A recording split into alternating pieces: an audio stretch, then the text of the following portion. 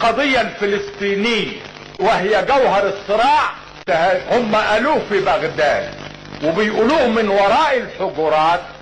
انا قلت في الكنيست للشعب الاسرائيلي وللعالم كله، يوم ان اقف في الكنيست لاقول للشعب الاسرائيلي انه اذا كان لكم ان تجدوا المبرر الاخلاقي لقيام دولتكم فعليكم تجدوا هذا المبرر ايضا لكي تقوم دولة الشعب الفلسطيني.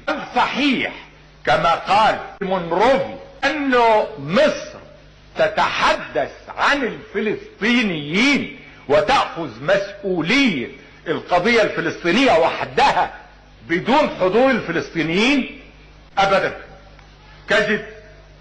وانا بقدم الان، سمعتوني بقول انه في كامب ديفيد اللي لم ينتظروا حتى يقرأوا ما فيه كل ما اتفقنا عليه القضية الفلسطينية وهي جوهر الصراع، كل ما اتفقنا عليه هو ان الفلسطينيين للحكم الذاتي ان تقوم إدارة فلسطينية كاملة بالبوليس الفلسطيني، ان تلغى فورا الحكومة العسكرية الاسرائيلية فور قيام الحكم الفلسطيني.